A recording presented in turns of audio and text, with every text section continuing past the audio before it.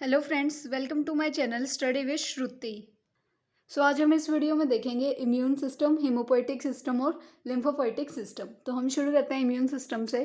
A complex network of different cells and their products that interact in the immune response.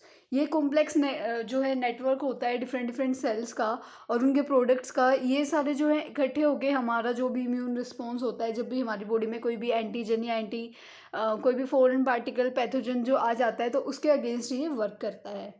Components arise in the foetal bone marrow between 3rd and 6th month of foetal life. और इसके जो components हैं जिनसे ये मिलके बना हुआ होता है, वो हमारी फीटल बोन मैरो में ही जो है आने शुरू हो जाते हैं, बनने शुरू हो जाते हैं।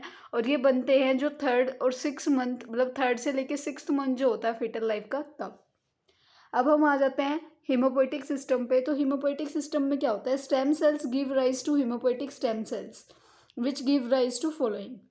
तो स्टेम सेल्स जो होते हैं वो बर्थ देते हैं, मतलब वो गिव राइज करते हैं, मतलब कि वो बनाते हैं हिमोपोएटिक स्टेम सेल्स को। और जो आगे फर्दर बनाते हैं फर्दर सेल्स, सबसे पहले हम देखते हैं मेगा कैरियोट्स जो है वो बनाते हैं।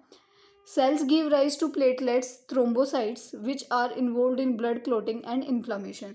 तो सबसे पहले हम देख रहे हैं मेगा कैरियोट्स। तो इसमें क्या होता है कि जो स्टेम सेल्स होते हैं वो किसको राइज करते हैं? प्लेटलेट्स बनाते हैं, थ्रोम्बोसाइट्स, जो कि हमारे ब्लड क्लोटिंग में इन्वॉल्व होती हैं। वो ब्लड क्लोट करने में हेल्प करती हैं और हमारी बॉडी में जो इन्फ्लामेशन हो जाती है इन्फेक्शन के बाद, जिससे हमें पता चलता है कि हाँ कोई ना कोई इन्फेक्शन है, ये उसमें हेल्प करती हैं। Second is erythroid stem cells differentiate into RBC which have no role in the immune system। और इसमें क्या करता है कि ये डिफ्रेंशिएट करता है आरबीसी में, तो लेकिन आरबीसी का जो है हमारे इम्यून सिस्टम में कोई मेजर रोल नहीं है। आरबीसी का कोई ऐसा स्पेशल रोल नहीं होता है हमारे इम्यून सिस्टम में। And the next is agranulocyte, यानी कि मोनोसाइट प्रिकर्सर सेल्स को भी ये राइज करता है। Differentiate into various cells of the myeloid series. जो माइलॉइड सीरीज होती है ये उसके डिफरेंट सेल्स होते हैं, बहुत अलग अलग सेल्स होते हैं। Granular leukocytes and mononuclear phagocytes. तो इसमें क्या होता है कि ग्रैनुलर ल्यूकोसाइट्स होते हैं और मोनोन्यूक्लियर फैगोसाइट्स होते हैं, डिपेंडिंग ऑन वेरियस ग्रोथ और कॉलोनी स्टिमुलेटिंग फैक्टर्स। इसमें क्या होता है कि ये डिपेंड करता है कि उनकी ग्रोथ कैसी है, उनकी जो कॉलोनी है वो कैसे स्टिमुलेट हो रही है, उसके क्या क्या फैक्टर्स हैं, उस पर ये सारी चीज़ें डिपेंड करती हैं। उसके बाद आता है ग्रेनुलोसाइट्स। ग्रेनुलोसाइट्स जो है उसमें 4 टाइप के सेल्स होते हैं: बेसोफिल्स, मास्ट सेल्स, न्यूट्रियोफिल्स और इसेनोफिल्स। जो बेसोफिल्स होते हैं उनको हम मतलब मेड नेचुरल हिपेरिन होता है, ये नेचुरल हिपेरिन जो है हम इसे कहते हैं। मास्ट सेल की बात करें तो ये फैगोसाइटोसिस जो है परफॉर्म करते हैं। फैगोसाइटोसिस में क्या होता है कि जब भी हमारी बॉडी में कोई भी सेल ब्रस्ट आउट हो जाता है या कोई भी सेल डैमेज हो जाता है या कोई भी ऐसा जो खुद मतलब कोई भी ऐसा हो जो काम नहीं करता, तो वो उसको इनगल्फ कर लेता है, तो उसको कहते हैं फैगोसाइटोसिस। उसके बाद आता है न्यूट्रोफिल्स। न्यूट्रोफिल्स क्या होते हैं? जब भी फैगोसाइटोसिस होती है, मतलब फैगोसाइटोसिस जो है वो इंक्रीज हो जाती है ड्यूरिंग क्रोनिक डिजीज। जब भी कोई क्रोनिक डिजीज होती है तो न्यूट्रोफिल्स जो है फैगोसाइटिस को इंक्रीज कर देते हैं। इसेनोफिल्स में क्या होता है? ये इंक्रीज हो जाता है ड्यूरिंग एलर्जी रिएक्शंस। जब भी कोई भी एलर्जी रिएक्शंस होते हैं तो ये क्या हो जाते हैं? इंक्रीज हो जाते हैं। अब हम आ जाते हैं लिम्फोइटिक सिस्टम पे। लिम्फोइटिक सिस्टम में क्या होता है? लिम्फोइड ऑर्गन्स होते हैं। तो ये 2 टाइप के ऑर्गन्स होते हैं, प्राइमरी और सेकेंडरी। तो प्राइमरी में क्या आता है? Site of maturation for lymphocytes and include the bone marrow and thymus.